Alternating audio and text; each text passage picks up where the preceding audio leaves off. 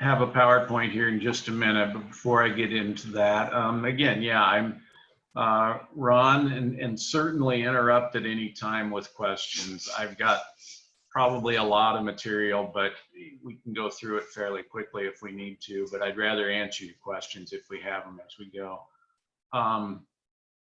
And just a little bit about me. So I'm the poultry specialist with UWA Extension. I work mostly in Madison typically, although I'm at home of course now. I've been at Madison for about 27 years, so a long time. Grew up on a small farm in Nebraska, so we had pigs and cows and chickens, and then when I was getting into it, ducks and turkeys and guineas and things like that. So went to Nebraska and then Iowa State, so I have a master's degree from there then. So so I think I will see if I can make my PowerPoint work here.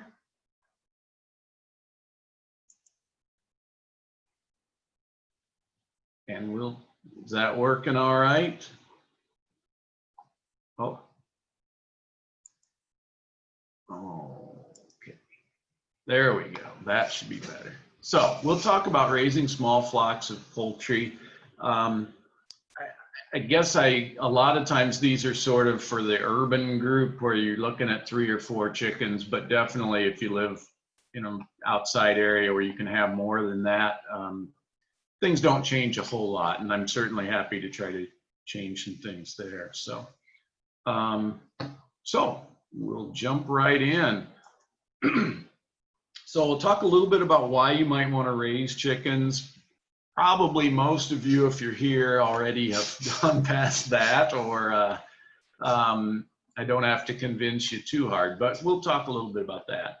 Talk a little bit about some regulations that you want to keep in mind. And we'll talk about some basic production, and then I'll jump into some potential problems you might run into, and we were talking a little bit here before that, you know, it seems kind of scary sometimes you hear about all these things, but it's not as bad as it might seem. But we'll talk about some health and some predator prevention and things like that. So why would you want to raise chickens? And yes, I know that's a turkey, but many reasons. I think for many people, sorry, Ron, I'm sorry, I don't want to interrupt you, but I'm not seeing the slideshow. I'm just seeing like PowerPoint, like it hasn't done the slideshow part yet. Am I alone in that? Because if it's just me, that's fine.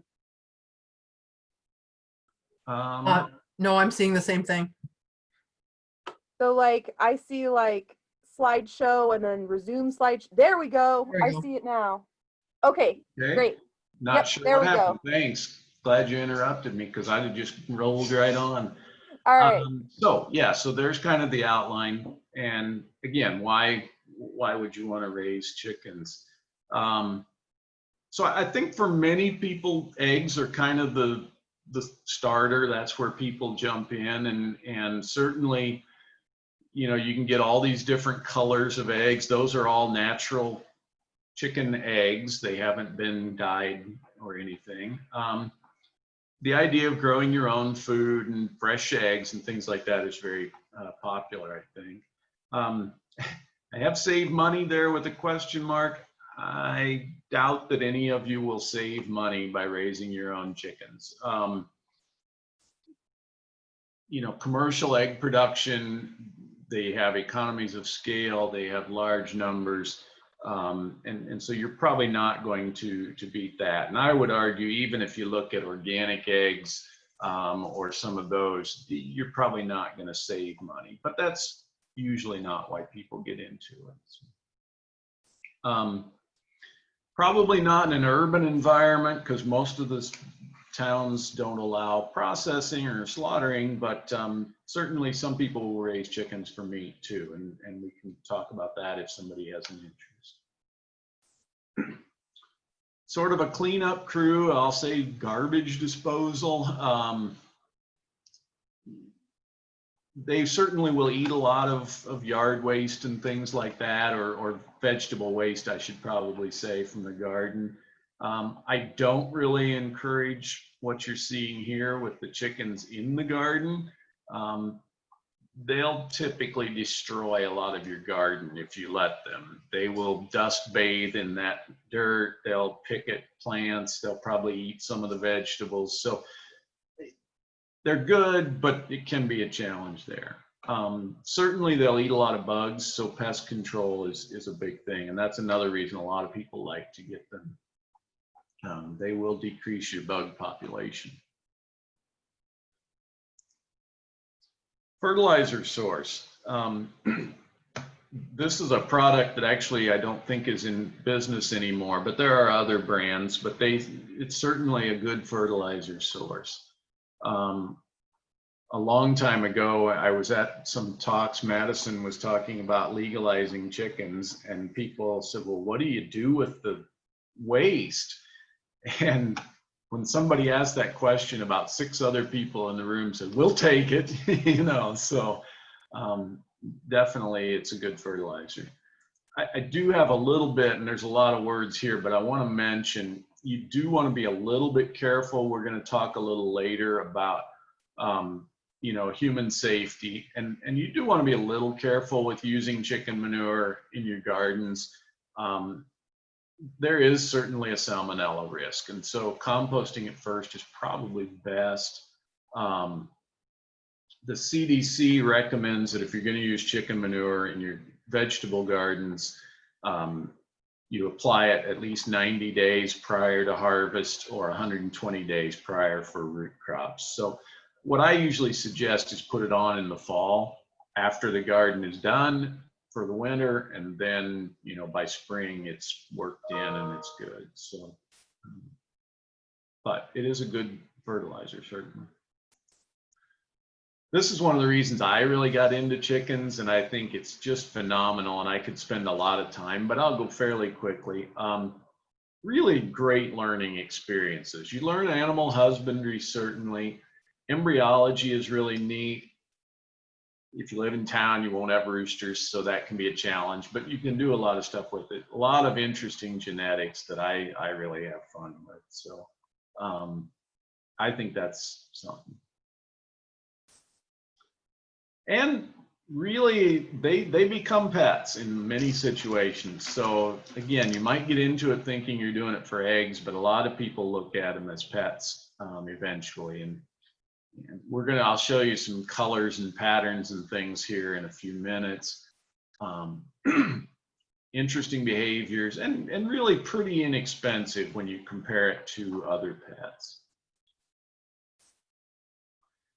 So again, hopefully you probably were interested before, but I hope I've convinced you that chickens are good to have. So.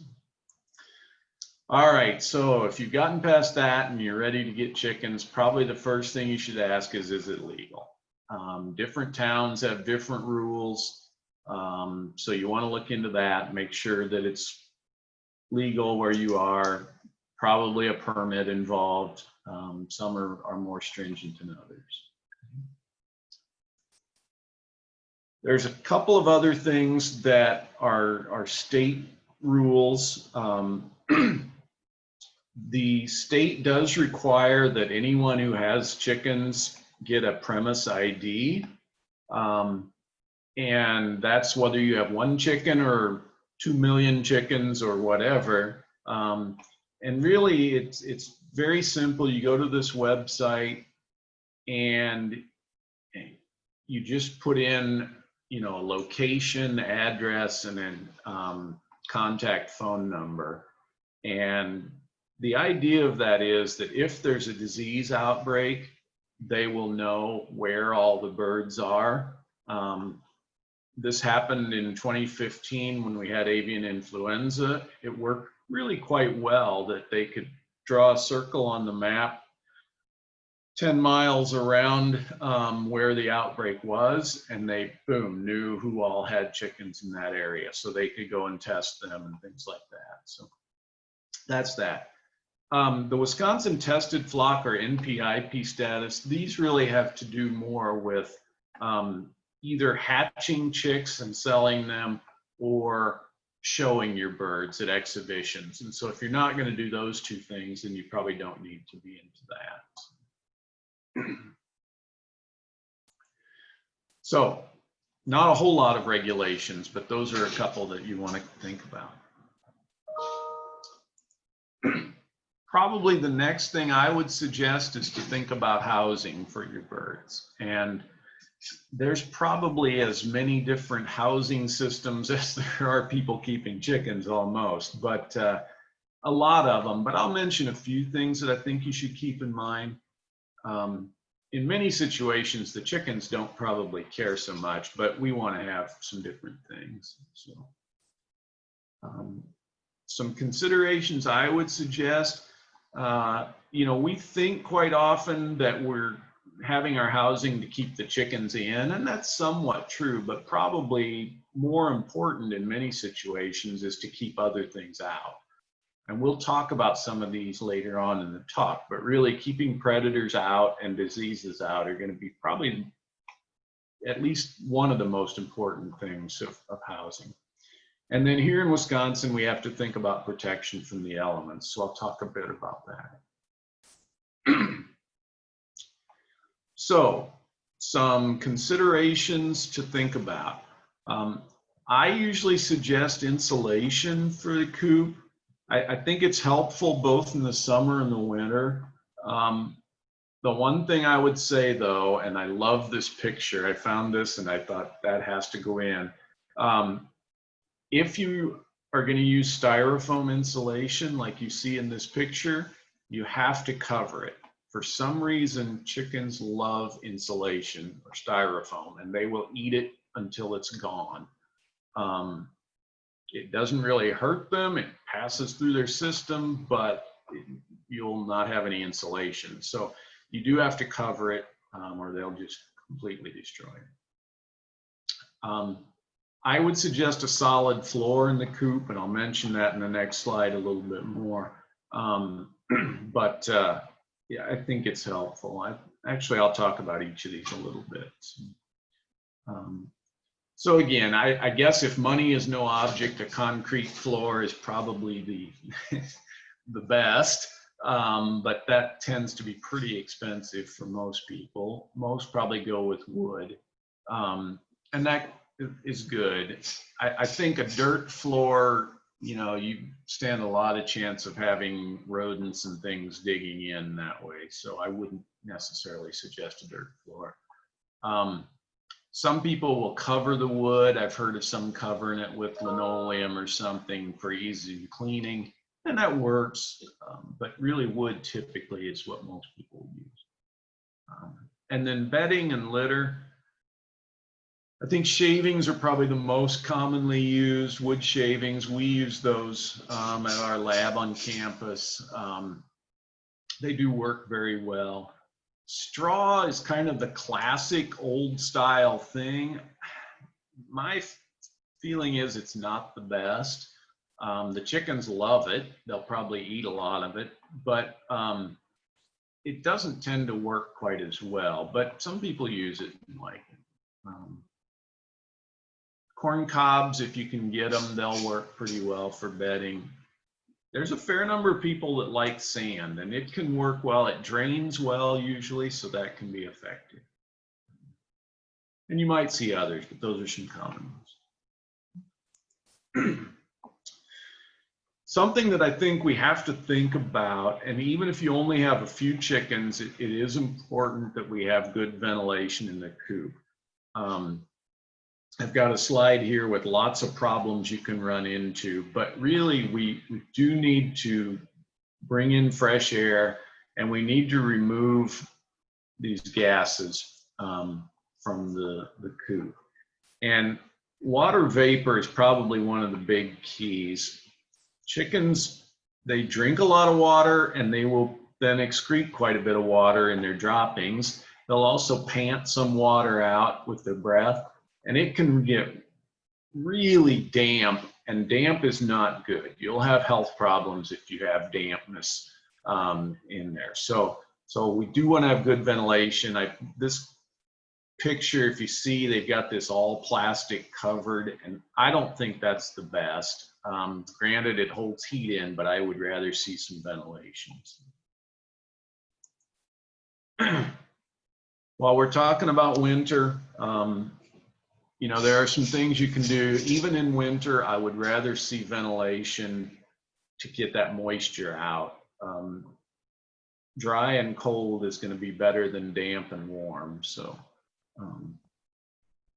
some things you can do for winter. Again, if you can have the coop out of prevailing winds so that it's not blasted with wind, that will help.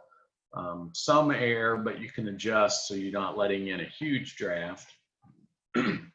Really keeping water for them is probably one of the biggest things. And I know a lot of people, even if they don't provide heat for the birds, will heat the water so that it stays there, and that can be helpful. But we don't want to have a situation like this. And even with people with a few chickens, you hear about this every year, that a coop or two burns down. So we do want to be careful.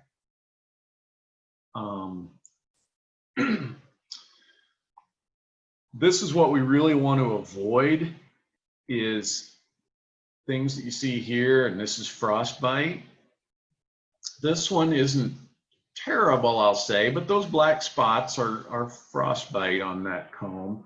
This one is pretty bad. So all of this discoloration on his comb is really frozen and dead tissue. And so that will, by next year, that will have all fallen off and he'll just have a smooth, flat comb there. So we don't want that to happen. And so I would say probably people who have 3 or 4 chickens in a coop in town, a lot of them will provide heat for the birds. Do you have to? Well, probably not, but I think a lot of them, again, if you think that they're pets,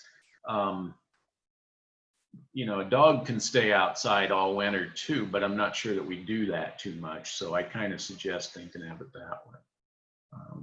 But you can have different ideas there. I'll talk a little bit too about, you might want to consider what breed of chickens you're going to get. And we'll talk about this a little more, but I'll mention it here. Chickens with these big, tall combs tend to have more problems with freezing than others, okay? And here's kind of a classic example of that. So this is a leghorn on the bottom, really big comb and wattles. This is a Hamburg, again, pretty big comb. That's what's called a rose comb. But these on the top are called Chanticleers, and it's a breed that was developed in Canada specifically for cold weather. Those are mature birds, and you see how small the combs and wattles are on them. So they don't really have much problem with frostbite like these lower two. So again, some different housing pictures, and there's certainly a lot of them. There are lots of books on housing plans. A couple things, and I think I'll point this out with the predators later, but I'll mention it here. This one has nice rock around the bottom so stuff can't dig in. This one, if you can see closely, there's actually wire out to about there, and then these rocks on top. And we'll mention that later again, but that helps with keeping stuff from digging in. This is a little bit bigger, you know, not the showiest, but it's certainly a functional coop. These are some that are more mobile. You may see a lot of plans for these, tractors and things like that. I would say these work well in the summer. I wouldn't probably suggest them for winter in most situations. Maybe they'll work, but they're probably not going to be as good over winter. Again, these are more commercial sized, well, or at least bigger sized mobile coops that you might see. This is more of a large permanent situation. I will say that if you're going to have something that's permanent like this, it probably will end up looking like this with no greens. Couple things there. One, the chickens will eat a lot of that green stuff, but also their droppings over time will probably affect the soil to where nothing will grow there. So that probably will happen if you're going to have them in the same place all the time like this.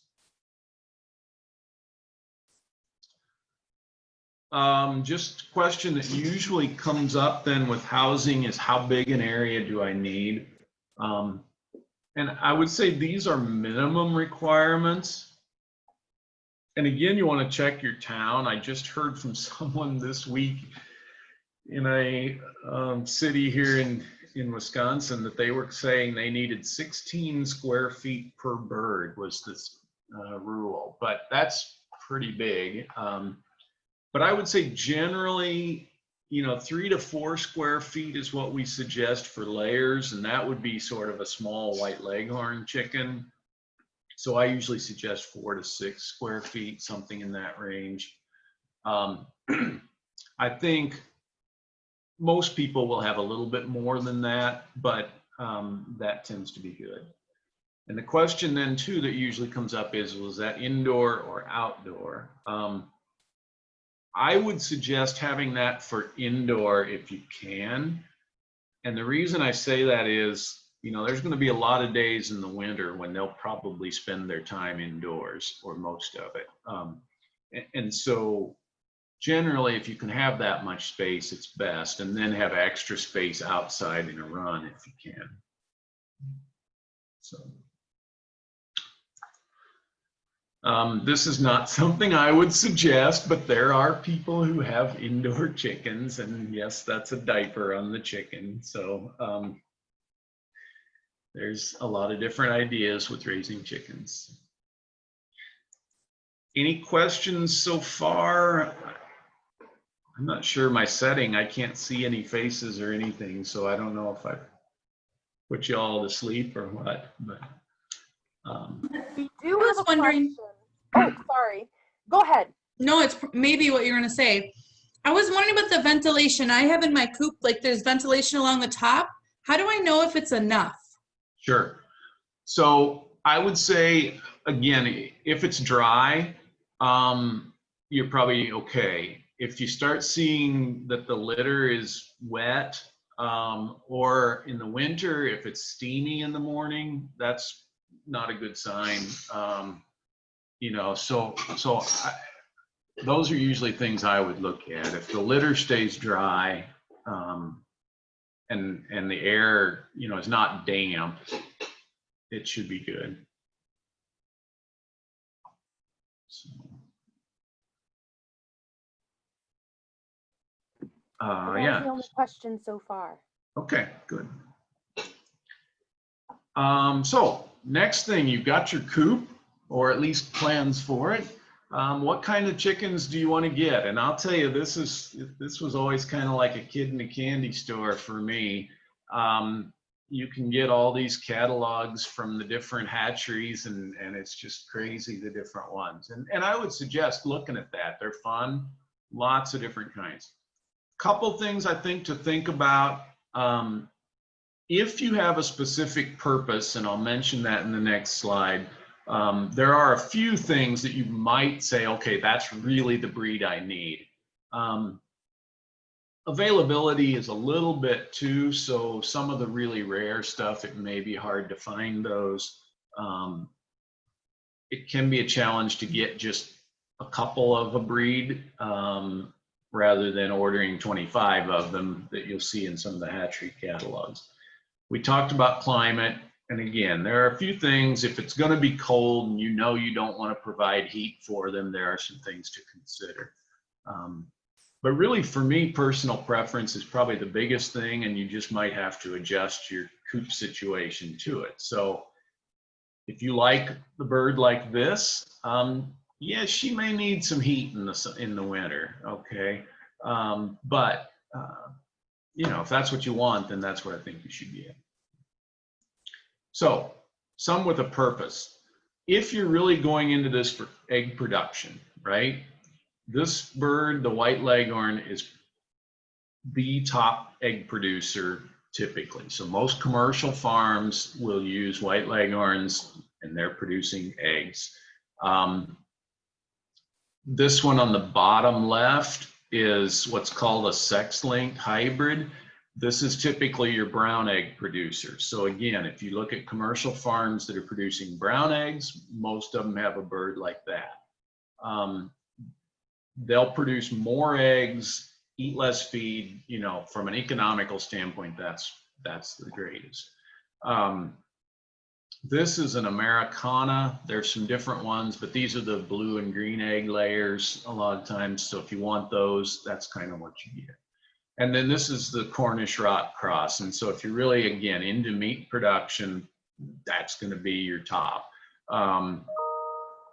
If you're not into those specific purposes, or you don't want to really go into it, you know, from an economic standpoint, then there's a lot of other choices. And so I've got a bunch here, and I could spend a lot of time, but I'll just show you a few different things. So lots of different colors.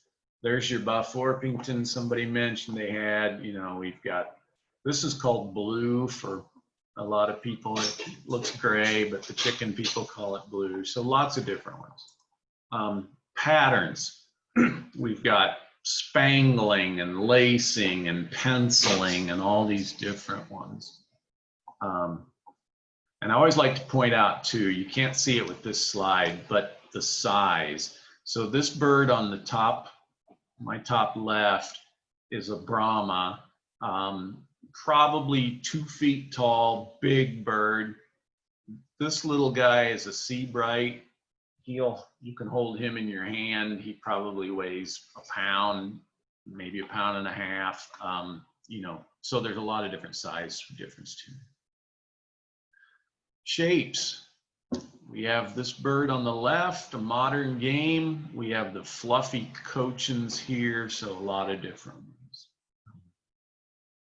I will mention this just an aside, but these modern games, I have a friend that raises them. They don't do well in winter. You're going to have heat for them, or they'll probably die. These will do much better with the fluffy feathers.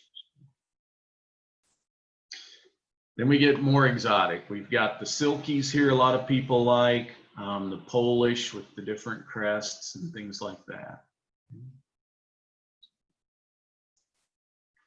So again, there's so many different choices.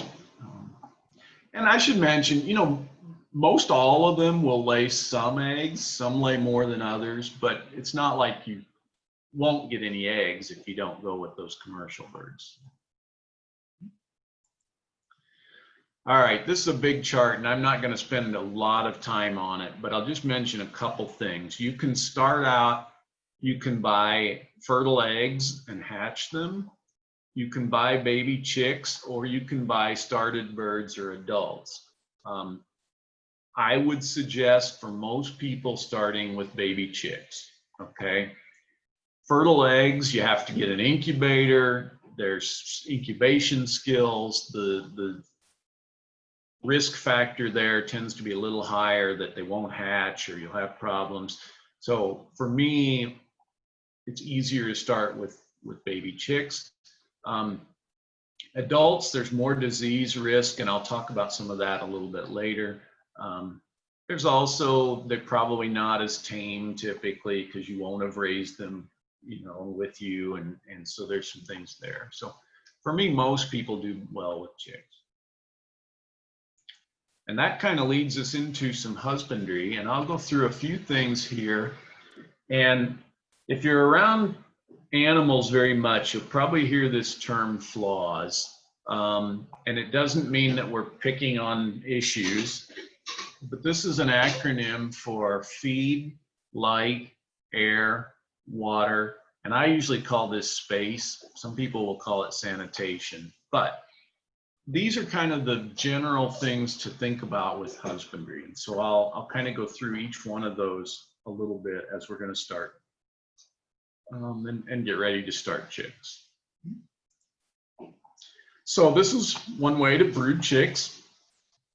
Probably not one that a lot of us have access to or do, but certainly she'll take care of a lot of those things, the air quality and keeping them warm and things like that.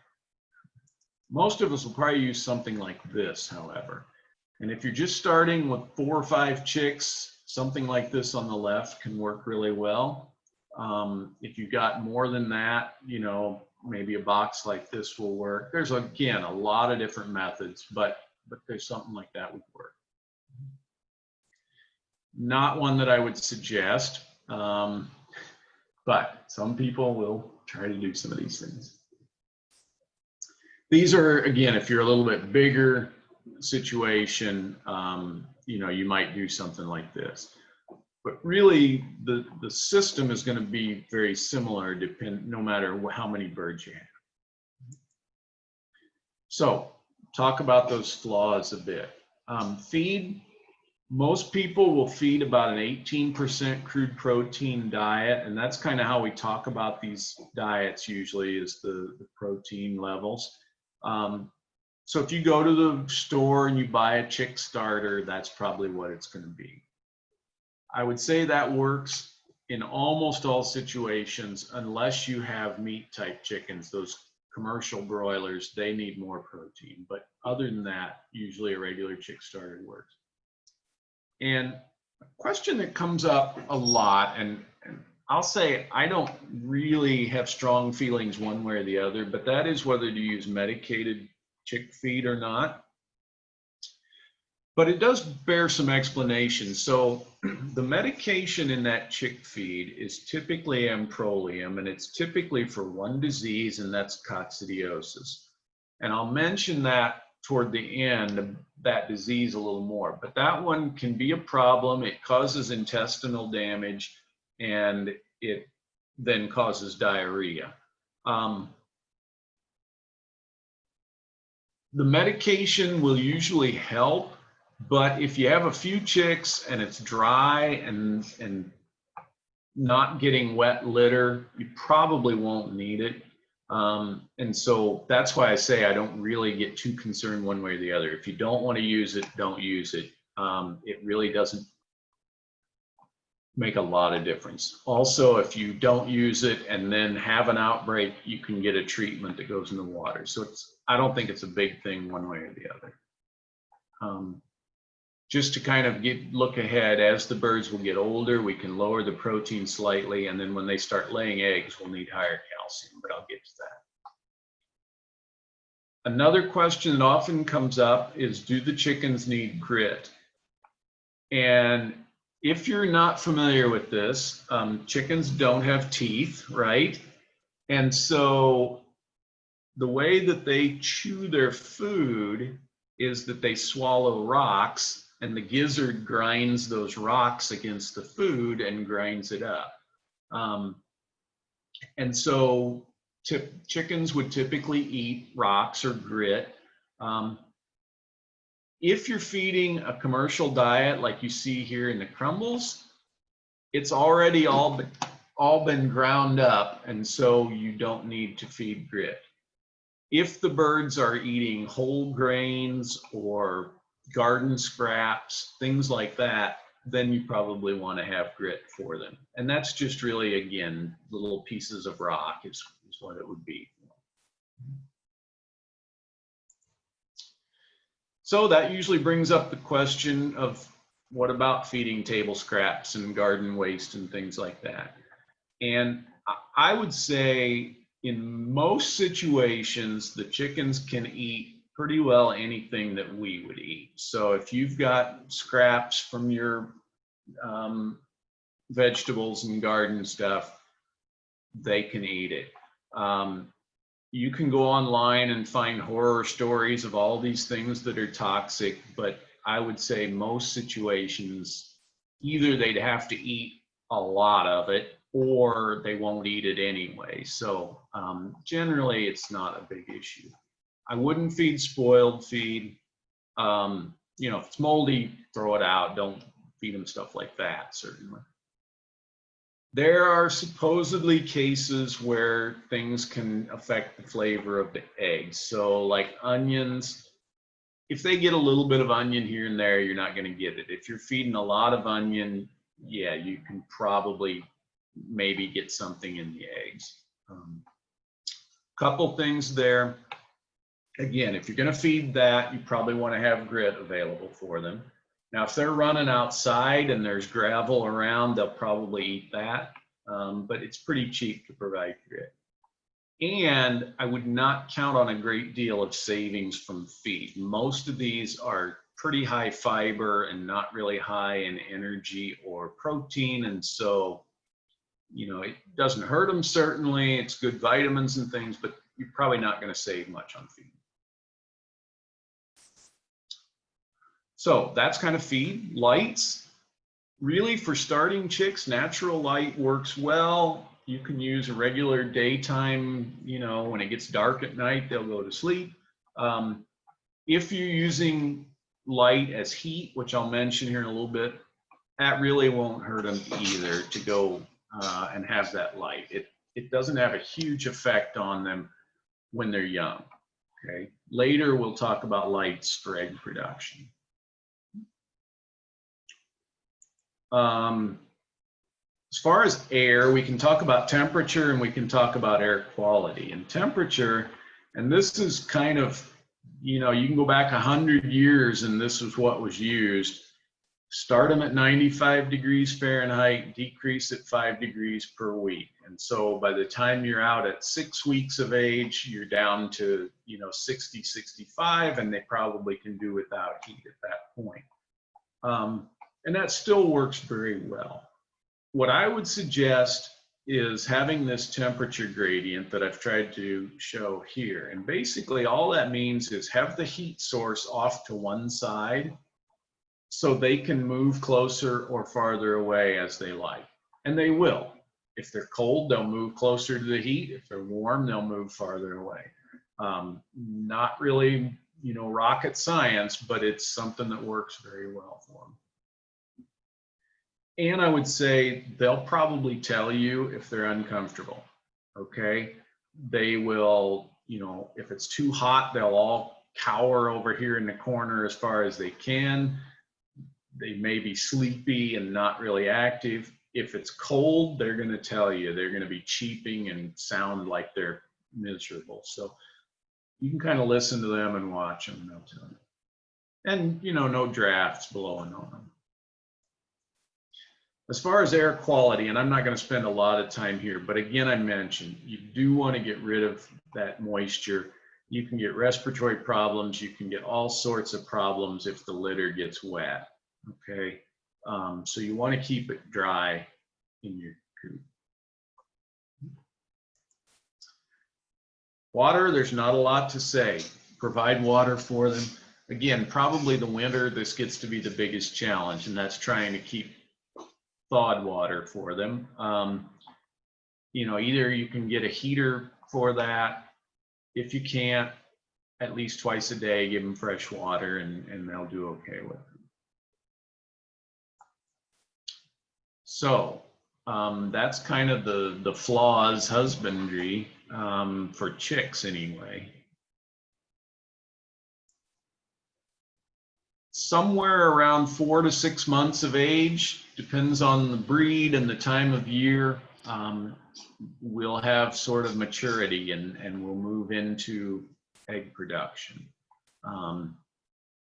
We'll see some different behaviors there. We'll see crowing if there's males. So if you live in town, you'll all of a sudden need to find something to do with that rooster probably. Mating, if you have roosters and hens, there's going to be mating going on. The hens will start laying eggs, or the pullets, I guess would be the proper term there.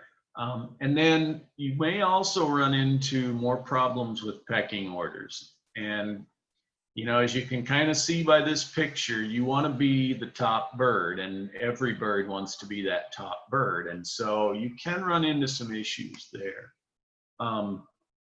I would say generally, if your chickens have been raised together from the time they were young, usually they work that out pretty well. If you start mixing birds at this age or when they're older, you can run into some more problems. So those things will happen. And then along with that, we do need to make some feeding changes. And really the big one is changing the calcium. So you're going to go from probably about 1% calcium in the feed up to about 3.5 or 4% calcium. So they do need a lot. And that's to produce those eggshells. Now, I mentioned, let me go back, season of the year can have an effect. And this is where lights become important.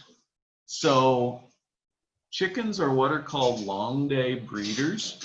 What that means is they will typically lay when the days are increasing in length, when the day length is increasing, or when it's long. And so they would be in the spring and summer, you might think, which is when you'd want to reproduce chicks, right, if you're in the wild. Typically then in the fall and winter, the days get shorter and they will stop laying eggs and they'd wait till next spring. That's not necessarily 100% true. And in fact, usually the first year, those pullets will lay no matter what. So if you started them in, May, they'll start laying come October or so, even if the days are short. The second year, you'll see more of that. Okay, so what do you do if you want to have winter production? And this is a choice you can make. You get a light timer like this, and you just keep the lights on to about 14 hours a day. And that will make the chickens think that it's still a long day, and they will keep laying eggs. Okay. Some people choose not to do that and say they want them to rest, and that's fine. It's kind of personal preference. But if you want to get better egg production in the winter, that will help. So, questions to there? Yes, we did have a question in the chat. Okay. How do you introduce a new adult hen? Very carefully. Yeah, that's always a good question. A lot of people try different things. Some will try like a small cage within the other coop and let them get acquainted kind of across the fence, and that sometimes helps. Sometimes it's just a matter of throw them in, and they're probably going to fight a bit, and hopefully they'll work it out after a day or so. I usually tell people to make sure you do it at a time that you're going to be able to be there and monitor them. Some other things in between, you can kind of give them some hiding places, having 2 feeders and 2 waterers at least, or so that they can spread out a bit. Generally works, but if they're adults, there's probably going to be some fighting for a little bit. Hopefully they'll work it out very quickly.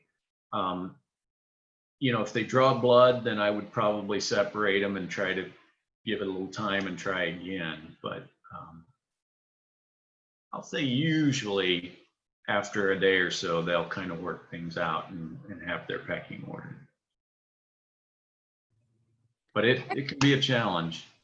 I have a question about water. Mm-hmm. So I found that you can add like nutrient dense to the water, or probiotics or electrolytes. And so what I understand is like you wouldn't add them all to the same water. You might have a gallon jug of something and then you give them fresh water too, but then you throw it out and give them fresh. Is that like, what are your feelings in all that? I'm so confused. Yeah, I mean, I guess I'll say that I don't have a lot of experience of using those things, and I don't know how necessary they are. If you're feeding a good diet, I don't know really how important it is. So I'm not sure I have a great answer.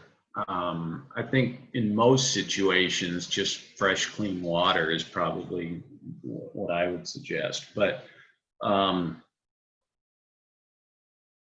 you know, the others, I don't think they're going to hurt anything. You may have more algae growth and stuff, so you may have to clean a little more. But I guess I just have not used a lot of them to know. So.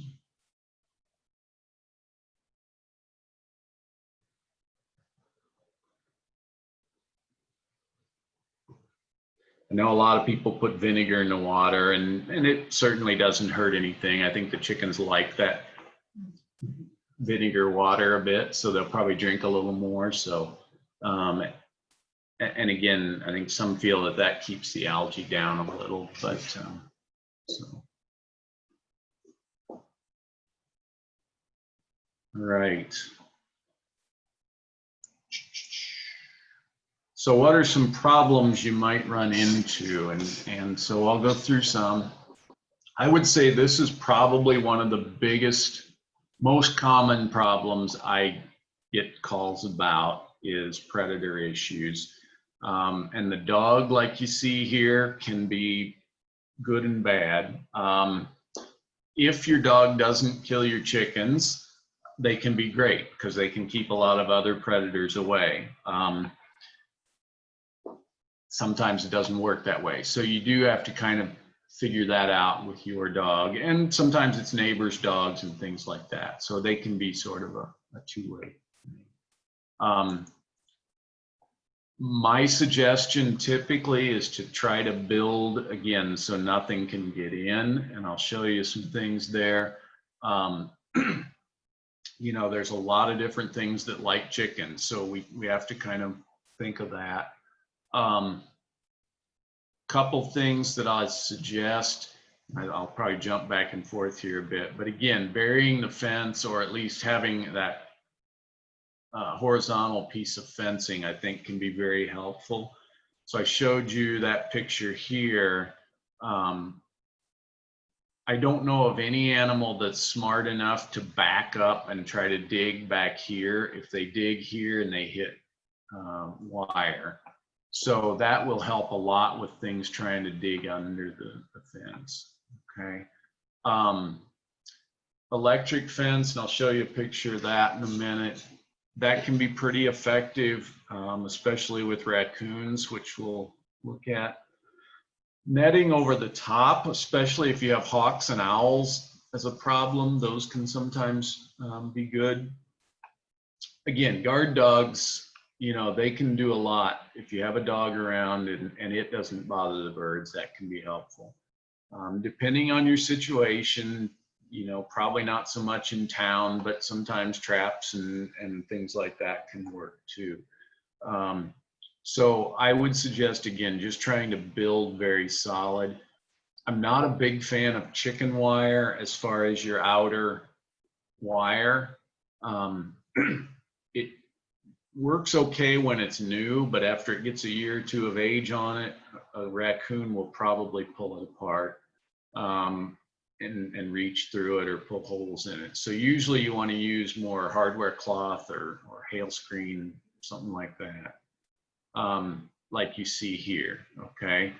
I think this is actually welded wire on top and then hardware cloth at the bottom. But that will tend to work pretty well. Here's some examples. So again, raccoons are probably one of the biggest problems, both city and country. If you really have problems with them, an electric fence like you see here can work very well. Usually if you've got solid fence, and especially if you put them in at night where they're in a solid coop at night, you can avoid the coons. This fence that you see down here is a portable stuff. It can work. It's probably more of a daytime thing. I don't think I'd count on it at night. So a little bit on predators. And if you're a place where you have mink or weasels or things like that, that can be a real challenge trying to keep them out.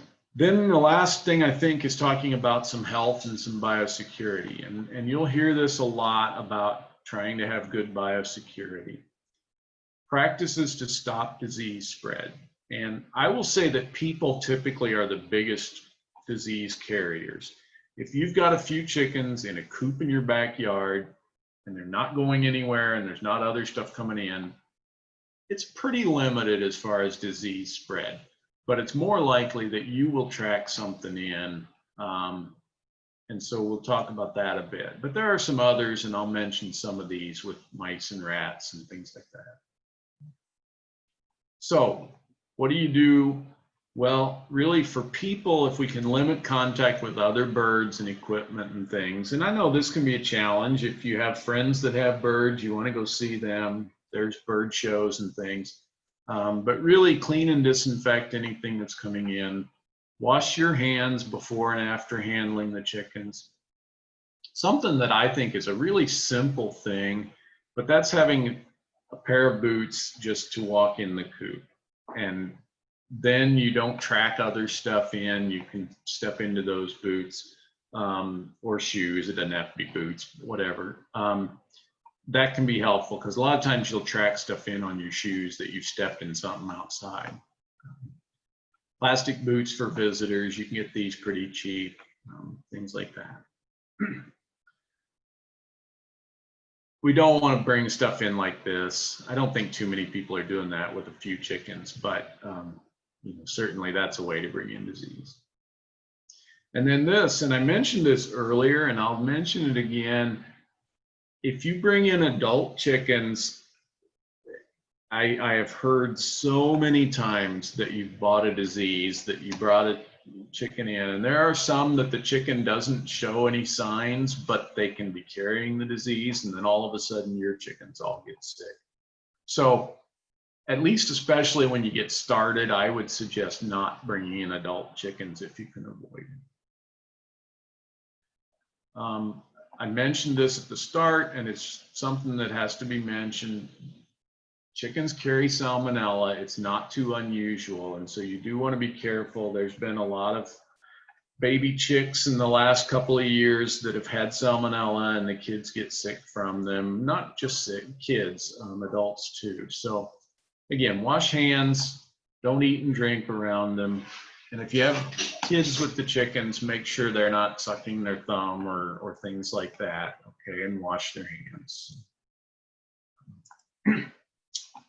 Mention the rodents, and I think I'm getting pretty long here. I'll go quickly, but you do want to keep rodents out. Really, the big problem with rodents is their droppings. Those are just little bacteria packets, and so if they're sitting in your feeder and eating and leaving those, and your chicken comes along and eats them, you can get them pretty infected.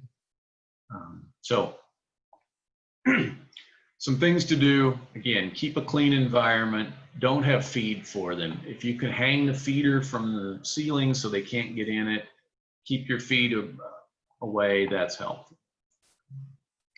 Likewise with birds, if you can keep these wild birds from nesting around your coop, keep them from eating the feed and things, that's good. You'll probably end up with mites if you have these birds around your coop a lot, and that's pretty common. Sorry, I'm going kind of fast, but I'll try to get through. Just to mention a couple diseases that are fairly common. This bird has coccidiosis, this one on top. Diarrhea, they act like they're freezing cold and all huddled up. That one you can treat, okay? You can get a water treatment for that. This bird on the bottom has Marek's disease. That's a virus, you can't treat it. You can vaccinate and prevent that. And so I would suggest if you're buying chicks from a hatchery, pay the extra 20 cents or whatever and get the vaccine. Usually a chicken with this, their legs get paralyzed and usually they will die from that.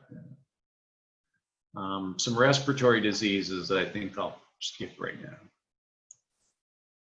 Some parasites. I mentioned lice and mites. These are fairly common. There are some treatments for them, so we could talk about that if you want, but preventing them is best. So if you can keep the wild birds out, giving them a dust bath, things like that can help. Worms, it's not unusual for chickens to have a few worms. Usually they're not a big problem. Sometimes they get to be a lot of them, like you see in this picture. There is a dewormer you can use that's approved for laying hens now, so there are some options. I think this is about the last, but this is something that I want to mention that comes up. And I don't know if it's truly a problem, but it's an issue that people have to kind of figure out, and that is chickens can live a long time, okay? Probably some will live to 10 or 12 years. I've heard of a few that are extreme and longer than that. Egg production, though, after probably 3 or 4 or 5 years, is going to decrease drastically to where you have to kind of decide, is it going to be a pet or not, because it's probably not going to be an egg producer anymore. So you have to decide then whether you're going to keep them as a pet, use them as a stewing hen or something, or sell them to somebody else that will. So that's kind of something to consider. What is a stewing hen? A stewing hen is just an older hen that would be used for sort of soup meat. So they're going to be tough. The meat gets tougher as they're older, so you have to kind of cook it as a stew or soup, low and slow, in order to tenderize it. So again, I think it's something that just people have to figure out. Are the, you know, is it going to be a pet that I'm just going to have because I'm not going to probably get eggs from it? So, and again, you know, some of these things sound kind of horrible, but generally things go well and you usually don't run into a lot of those problems. I think predators tend to be the biggest issue I usually hear from people. So I know I went pretty fast there. I'll stop that, and anybody has questions, I can certainly try to answer. I have a question. My neighbor across the street has chickens, and is that close enough that there could be disease spread or not really? I mean, there could, but I don't think, you know, again, it's probably the people would be doing it. You know, if you're walking in their coop and then in your coop, that would be the biggest concern. I guess if there were, again, wild birds going back and forth between the two, or rodents, things like that, but I don't think it's a big issue. Yeah. Okay, thanks. Yep. I see there's a chat question.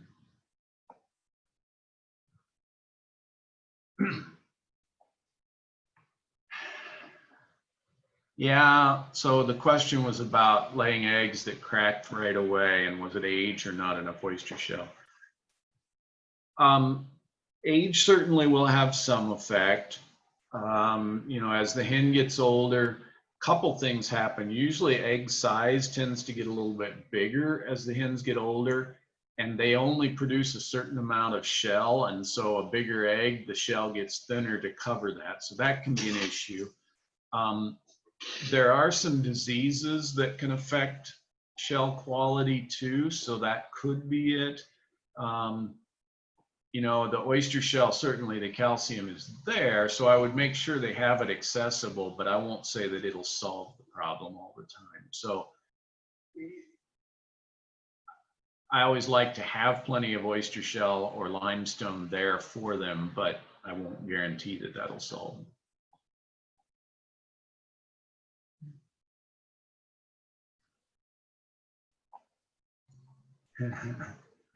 One of my chickens sometimes lays an egg maybe about the size of a quarter, and the next time it could be like a regular size egg. And when it's smaller, the shell is can be brittle, and then the regular size egg is fine. Yeah. So a lot of times I thought you were going to say it's a really solid shell on those small ones, but it's hard to know there. A couple things that are kind of interesting with that. anything really that is in the oviduct that sort of stimulates it will produce an egg, okay? So the old story there was a guy that was here when I came here, and he supposedly, when he was in grad school, actually implanted a little glass vial in the oviduct with a message in it, and the bird made an egg around it, right? So, I mean, that was sort of his classic old story. But, so sometimes those small eggs can be just like a little piece of tissue or something. They may not even have a yolk in them sometimes, and then it'll form the egg. I've heard them called wind eggs and rooster eggs and things. I don't know why the shell would have been thin, other than maybe she just, you know, laid it quickly and it didn't produce a good solid egg shell. Sometimes it's, you know, that they're going out of production, that you'll see that, or just coming in, but if she just does it occasionally, I don't know. Yeah, she's only a couple of years old. Okay, yeah. Yeah, if she does it a lot, then I would guess there's something, you know, maybe internally, but if it's just once in a while, I guess it's okay. There's a couple questions in the chat. So would you take your chicken to a vet for help or culling? That's kind of a personal preference. I think more and more, as they're becoming more and more pets, people are taking them to a vet. The challenge often is finding a vet that will see a chicken. Here in the Madison area, we have a few, and in fact, the one there in Oregon, the Country Vet, I think it is Country something, they do see chickens, although I heard recently that they were not taking new ones. They had as many as they could handle, but so there are some. The Department of Ag actually has a list on their website of vets that will see chickens, so that's a source.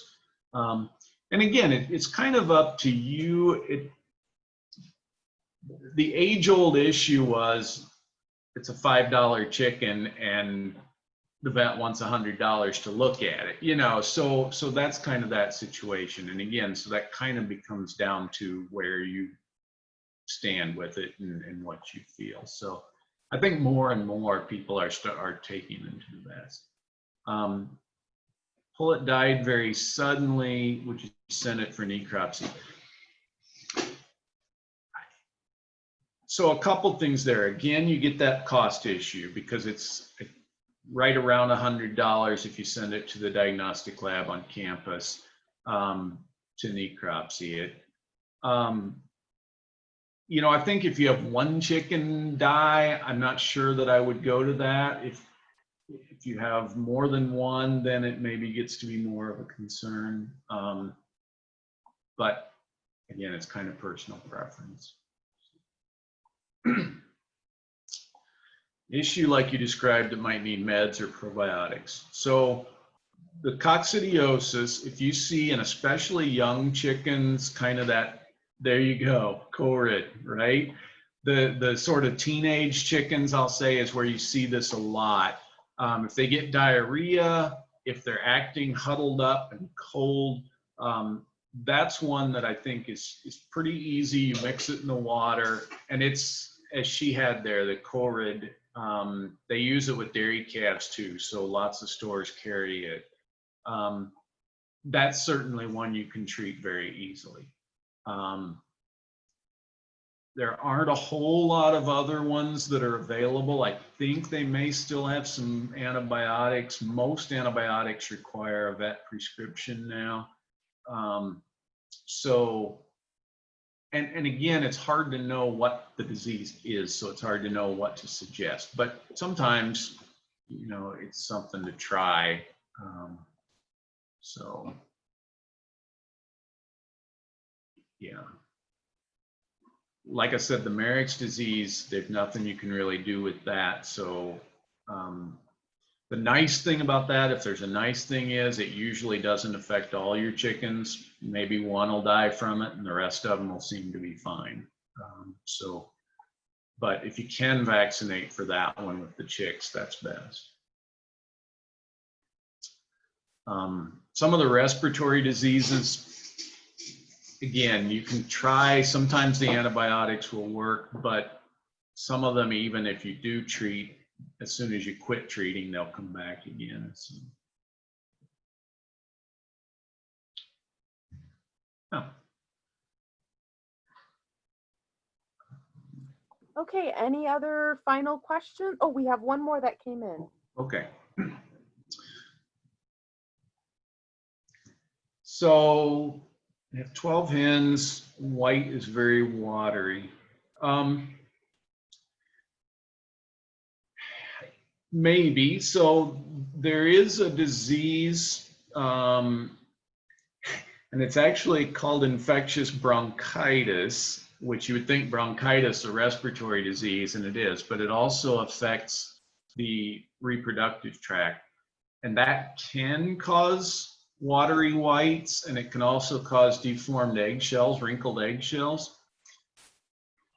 But if you have one chicken with that and the others aren't, I'm skeptical that that's what it is. So, you know, I think it sounds like it may just be that one chicken. I don't know. It happens. I hear from it, even commercial birds, that they have those occasionally, and I don't know. There, I think they think there's a few birds with just genetics that produce that white, watery whites. So, not sure I have a great answer if it's not bronchitis. And if the shell quality is good, it's probably not.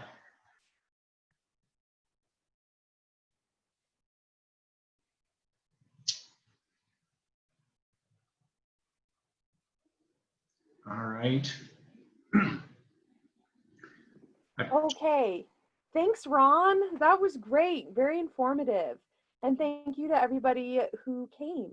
I'm gonna stop the recording now. I should have put my